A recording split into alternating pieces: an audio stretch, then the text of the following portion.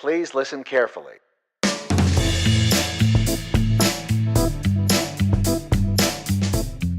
So, hello everybody, welcome to a new video.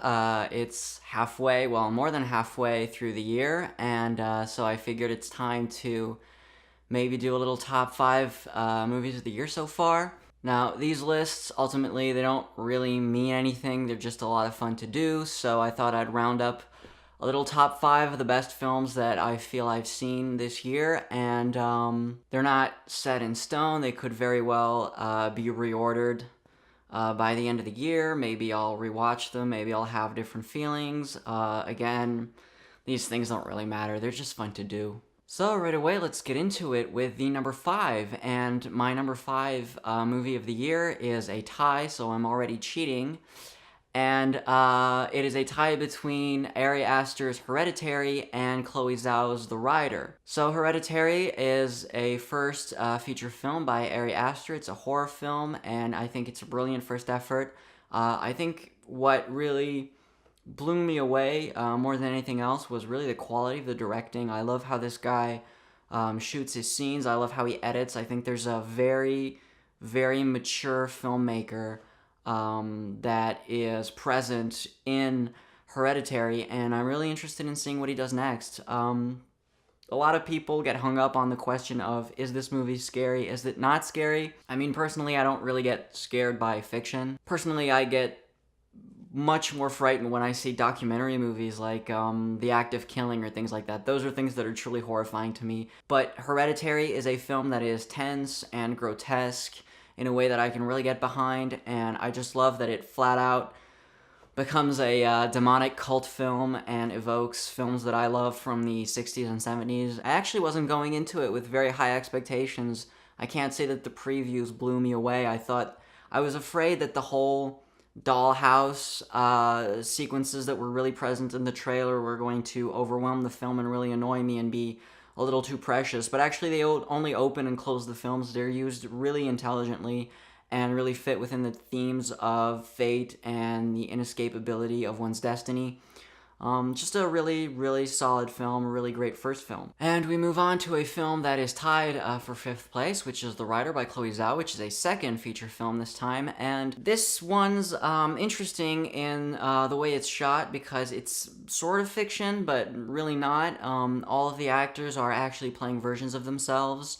So the main actor, Brady Jandreau, actually went through a traumatic head injury while he was doing rodeo, and had to cope with loss of his passion, but also loss of one's identity as a man, almost, because he is the quintessential American male in a way, as this great cowboy, great horse rider, and to be able to reshape yourself as a young man is just a beautiful and touching story that is full of reality, and because of that feels very true, and just is a beautiful little film by Chloe Zhao, which I highly recommend. Alright, number 4 is a film that I talked about fairly recently. It is First Reformed by Paul Schrader.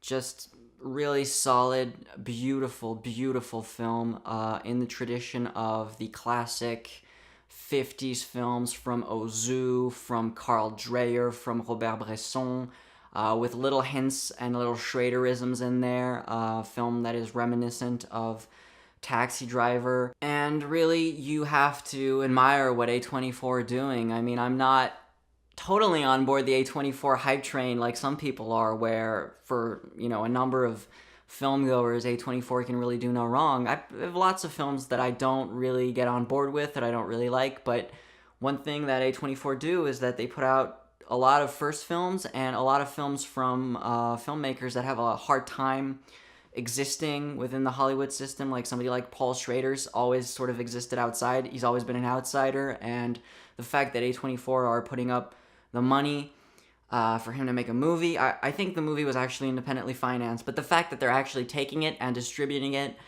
and putting it into the theater, like they are big proponents of the theatrical experience, I think is just a wonderful thing and make them a really great label. Number 3 is The Death of Stalin, a film that is incredibly funny but also exceedingly dark, and one of the darkest comedies I think I've ever seen.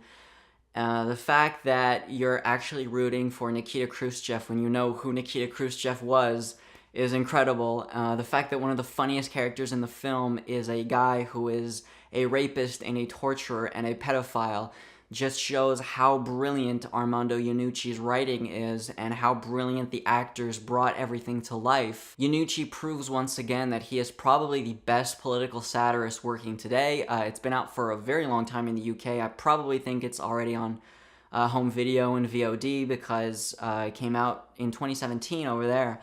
But it just hit us in February, March, and really just an incredible watch, and again, a film that I can't recommend enough. Number 2 is Wes Anderson's Isle of Dogs. Wes Anderson, great filmmaker, whose style is really just beautifully appropriated to animation and stop-motion animation in particular.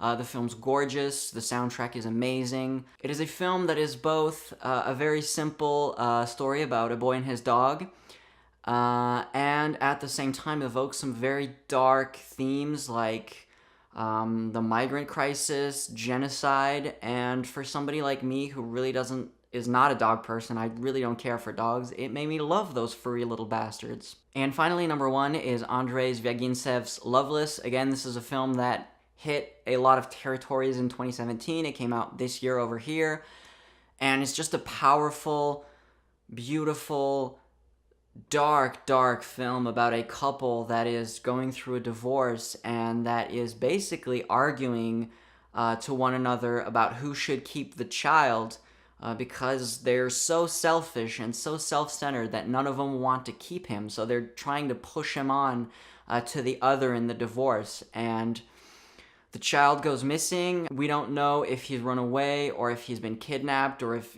something even more horrible has happened to him.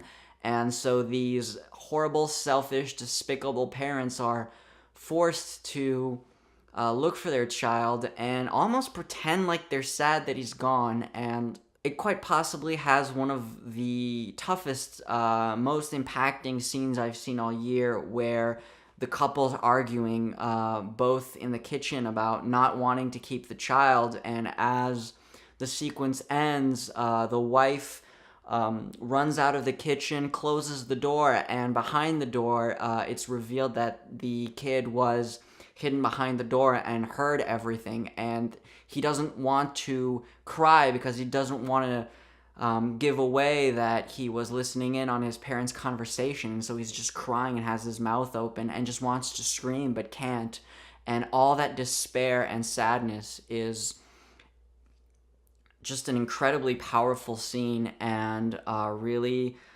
sets the tone for a very hard film to watch, but also a beautiful, powerful, like I said, incredible film that is, I believe, overtly political, but I can't get too much into an analysis of why because I don't know enough about Russia and Russian society.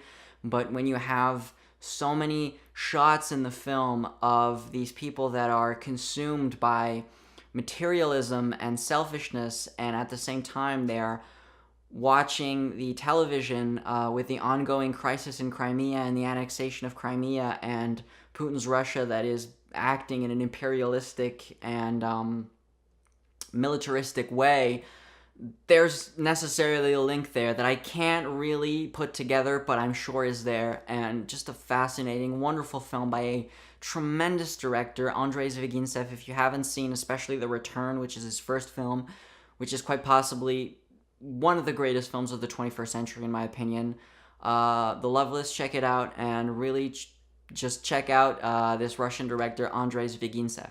And there we have it. Thank you very much for watching this video. Let's hope that the next 6 months are equally as good, if not even better.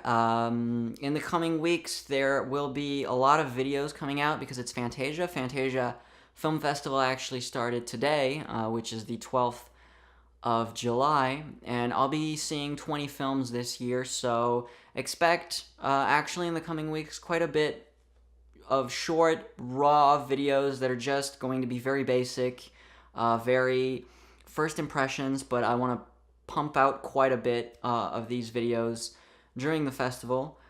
And until next time, just again, thanks for watching.